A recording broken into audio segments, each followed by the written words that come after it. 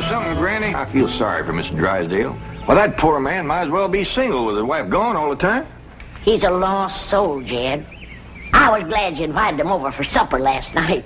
But even my cooking didn't cheer him up. Yeah, I noticed he hardly touched his plate of grits and possum belly. Even when I spooned on some gopher gravy. He didn't perk up till after supper, and Pearl started playing and singing. Don't tell me he liked Pearl's bellering. It wasn't bellering, it was yodeling. Well, it curdled the milk clean out to the kitchen. Oh, I've thrown shoes at tomcats that made prettier music than Pearl. I sure wish you two women would get along together. We ain't gonna get along together till she learns to stay out of my kitchen. I bet she's in there right now, sticking her long nose into my pots and pans. My days! If she is... Now, Granny, you just cool down. Hey, me, Jeff Green, what in the world have you been doing? Playing ball with some fellas down in the pasture. What's that thing? Well, this here's what you call a football helmet.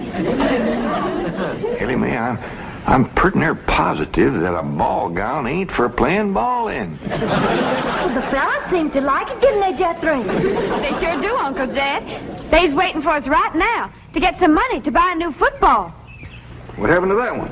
Well, Jethro was going to throw me a pipe, But I grabbed it too hard, and it busted. I ain't gonna give you the money for another one. Oh, heck.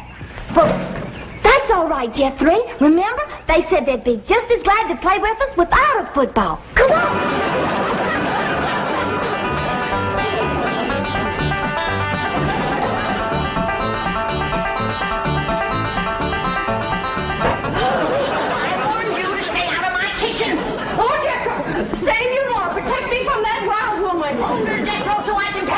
Granny, a thing like that could smart. Put me down, big overgrown foot. Hey, what's going on here? Jethro, put your granny down. Put me down. You was fixing to whomp Ma. I'll whop her. Here, Ma, now it's a fair fight. I don't want to whomp nobody. Well, then you tell Pearl the next time she sticks her nose in one of my pots, I'm gonna cook it. It is my bounden duty as a mother to supervise the victuals of my growing children. Don't tell me they is still growing. The Clampett side of the family has always been big, strong, strapping folks. It's your family that brought in the runts. I think she meant you, Granny. He's about as helpful as a high wind in a prairie fire. Come on, Pearl, you and me's gonna have a talk. Jethro, you stay here and help your granny cool down. Okay, Uncle Jed. Granny, would you rather I held you under the faucet here to cool off, or took you out to the cement pond and ducked you? Try either one and I'll bash you flatter than a gander's arch. Now, Pearl. Cousin Jed, I know just what you're going to say. You're going to say, Pearl, stay out of the kitchen. You're going to say, that's Granny's kitchen and it's none of your business. You're going to say, stay in your room where you belong. That's what you're going to say, ain't it? Ain't nothing like it at all. What I was going to say was, it seems to me that a handsome widow woman in the prime of life ought not to be hiding herself in the back part of the house, working over steaming pots and pans and dipping her playing fingers into soapy water and hoarsening up her beautiful singing voice yelling at Granny. That's what I was going to say. Praise be. Why don't I keep my big mouth shut and just listen? You know, Pearl, you got the gift of making music. And I reckon there ain't nothing these city fellas likes better than that. Really, Jed? Yeah, remember last night Mr. Drysdale was here and you was playing and singing and yodeling for him? Yeah. You brung that poor lonesome man a lot of happiness. Jed, you ain't agreeing in me, are you?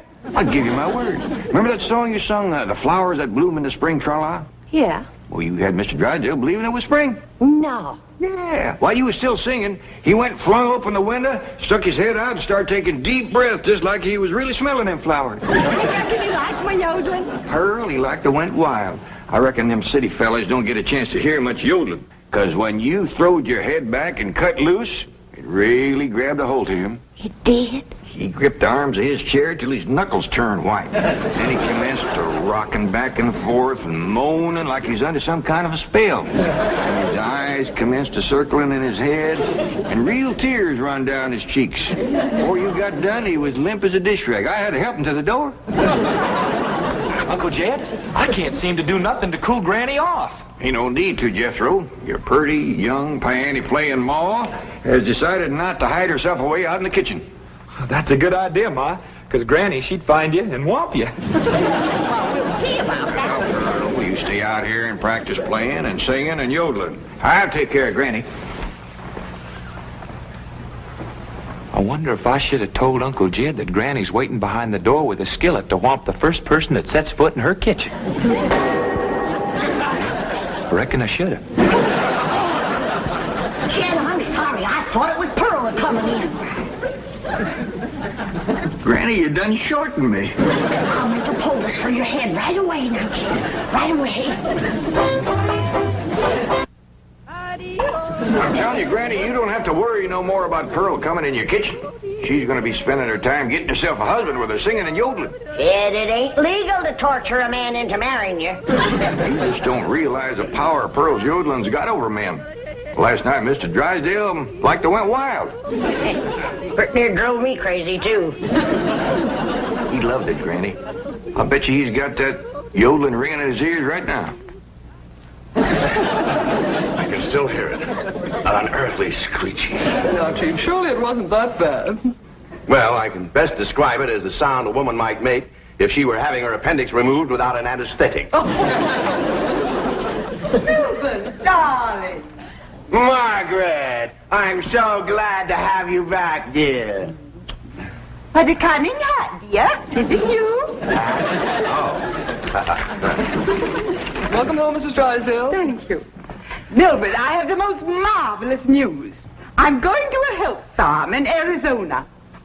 What? Some women were talking about it on the plane. It's terribly chic, quite expensive, and you don't need any willpower. They just force you to be healthy. The doctors are all deliciously mean.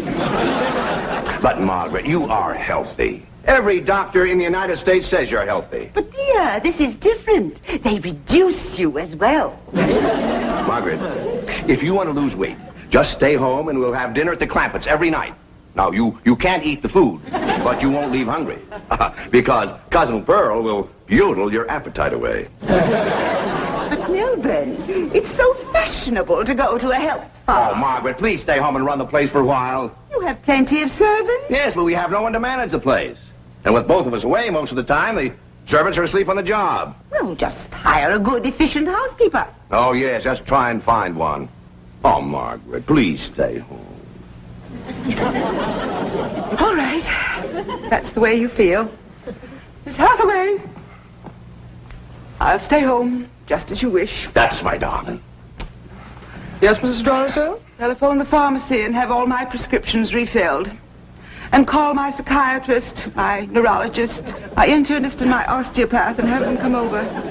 Oh, and I'll need nurses around the clock. I just know the servant problem's going to bring on a nervous breakdown. All right. Go to the health farm. No. My place is at home. Please go to the health farm. All right. If you're sure that's what you want. Oh, I want it. Milburn, I promise to come back a new woman. Goodbye. Just think, Milburn, you'll have a young, glamorous wife. Slim, trim, beautiful. All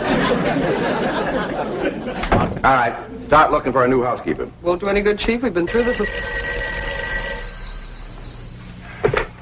Mr. Drysdale's office. Who's calling, please? Tell him it's a surprise. Surprise? That's what she says. Milburn Drysdale speaking.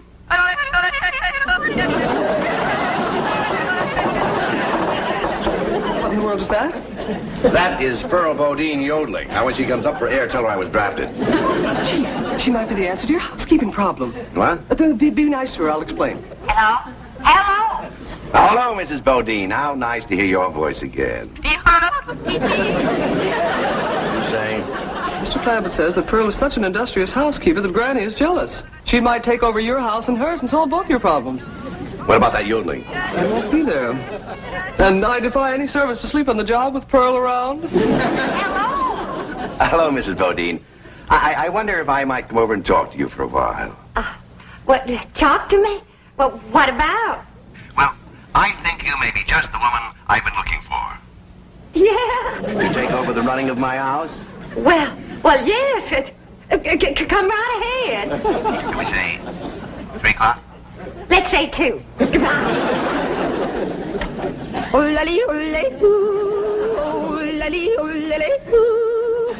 Will you stop that infernal caterwauling of yours? It might be infernal caterwauling to you, but it's pure catnip to me.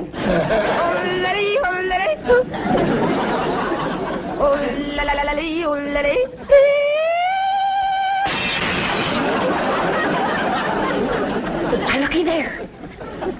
I hit such a perfect note, it busted the glass. It wasn't your voice that busted the glass. It was your face. We'll see who gets the last laugh when my sweetie comes. What, sweetie? That's for me to know and you to find out.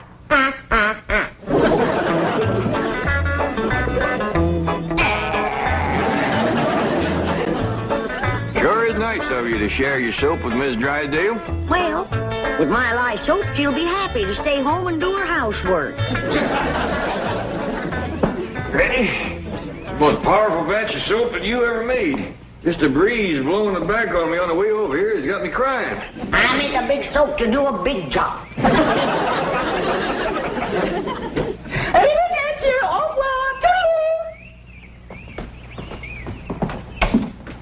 Howdy, Miss Drysdale. Hello. Goodbye. Where are you going? Melbourne is sending me to a health farm. Martin, are we loaded? Yes, ma'am. Well, let's fly. Just a minute, Miss Drysdale. Granny and me brung you something. Yeah, honey. Take a good whiff of this. How nice of you. Tell the gardener to spade it in around the rose bushes. Toodaloo. Oh, just a minute, ma'am. Granny and me'd like to talk to you. I have time. The sooner I go, the sooner Melbourne will have his new wife. Did you say new wife? Completely new. Young, glamorous, slim, trim, and beautiful. Oh, Martin, did we take my medicine? 16 bottles, Mrs. Drysdale. Drive on. Toodaloo.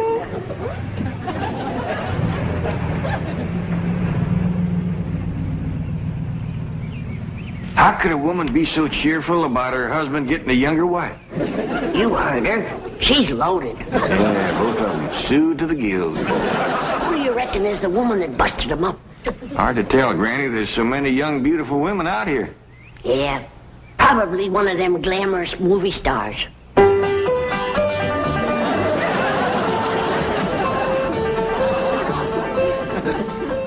Hey, Ma. You sure are all fancied up. Do I look like one of them glamorous movie stars? Yeah, by golly, you do. Which one? Milton Sills. Go on and get out of here. Now listen. You find your sister Jethrine and your cousin Ellie Mae and tell them to start practicing to be bridesmaids for my wedding. Are you getting married, Ma? Well, it ain't official yet, but I sure got him anxious. Keep going.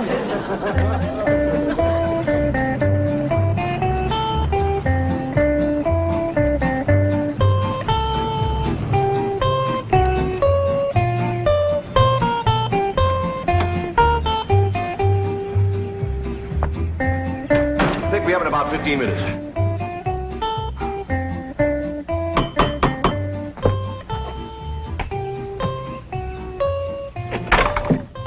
Oh, Mrs. Bodine. Why, Mr. Drysdale, you are anxious. If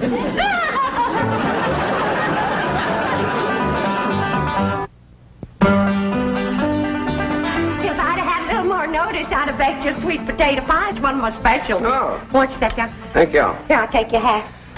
Yes, sir, I just love to cook, and I love to sew, and I love to keep house. Yes, I've heard you're an exceptional housekeeper. But I ain't one of them fussy ones. No, sir, not me. I say a man's home is his castle, and it is the duty of a woman to make him comfortable. Oh.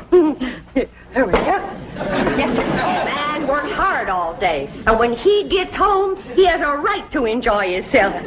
Take off his shoes and relax and listen to some soothing music to calm his jangled nerves. Please, Mrs. Bodine, not right. Mr. Drysdale, I've got to ask you to keep a grip on yourself. We're all alone in the house. If you want me to keep a grip on myself, I must ask you not to play or sing or yodel. I understand. Kind of makes you go all to pieces. Yes, it does. Well, you come on back, and you sit down. Why, Mr. Drysdale, you're perspiring. Why, you got to get relaxed. Please. A man can't say what's on his mind unless he's resting easy. Land's sakes. And with that tie and collar a choking you, it's a wonder you can talk at all. Oh, Mrs. Bodine, I'll be all right. Really, I will. Mr. Drysdale, you got a hole in your stocking. It's nothing to be ashamed of. When a man ain't got a woman around to care for him, them things is bound to happen.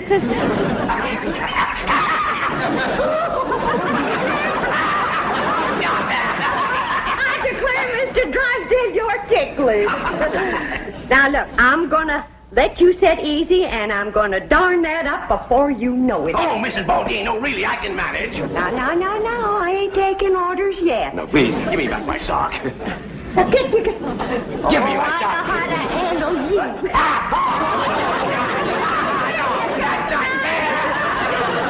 Uncle Jed, Granny, Ma's gonna get married. What? Who to? Well, she wouldn't tell me, but she was expecting him any minute. I reckon he's inside right now. Let's go in and see who it is. No, Mr. Bucky!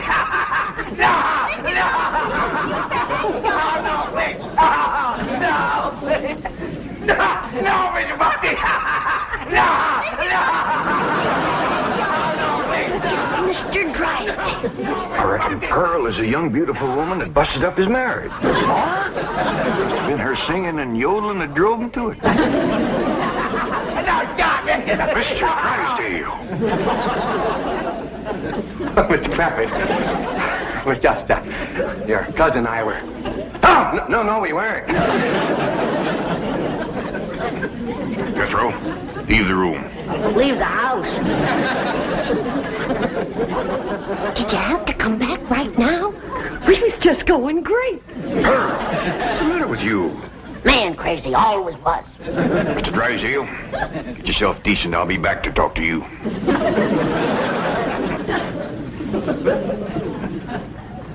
Shame on you! You too, Pearl, you homewrecker.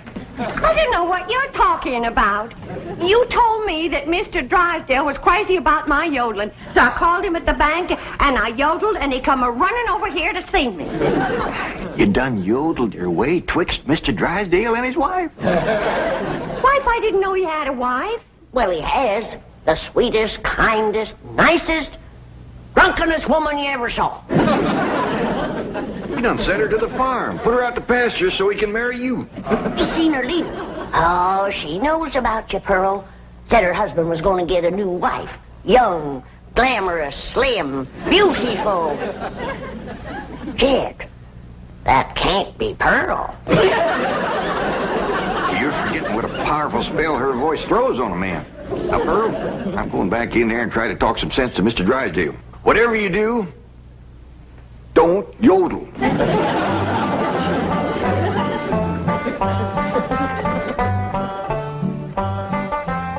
Oh, Mr. Clappett, I'm terribly embarrassed about the picture we must have presented when you came in, but I assure you I wasn't at fault. Yes, your cousin Pearl is one of the most... Yeah, my cousin Pearl admitted that she called you on the telephone and stirred you up. But she didn't know you were going to send your wife away to make room for her.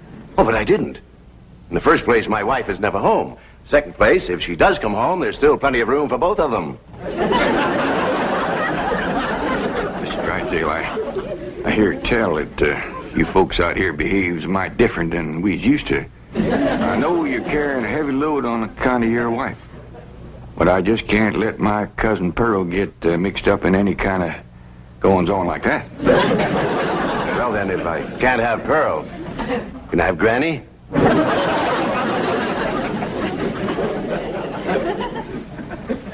Lord love you, you're a desperate man. What are they saying? How can I hear when you keep pestering me?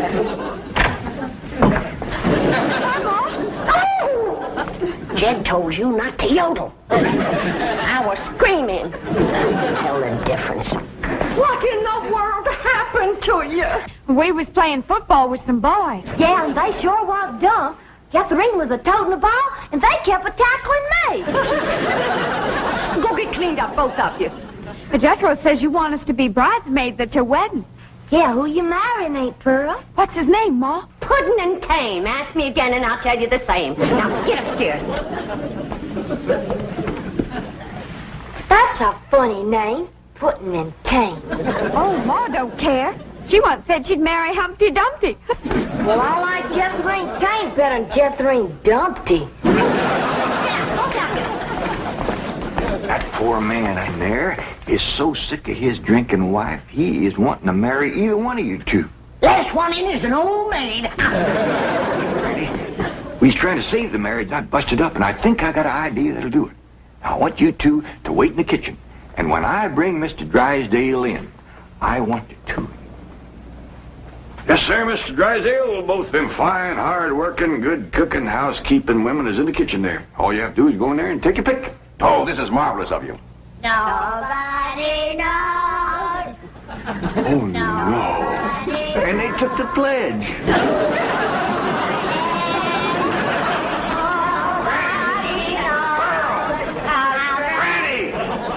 Well, look who's here. It's old Jed himself. And there's Milby, baby. You fellas want to dance? Come on, have a little dance. Come on now. You can't dance with her. Why not? It's all downhill. Take your pick now, Mr. Drysdale, while I can still walk over to your house. Oh, he's gonna pick me. Ain't you, sweetie, Milby? Oh, no, he ain't. He's gonna take me, ain't you? You get your banker grabbing hands off of him. Will you shove it, fella? Will you shove it, huh? I'll show you. Shove it there.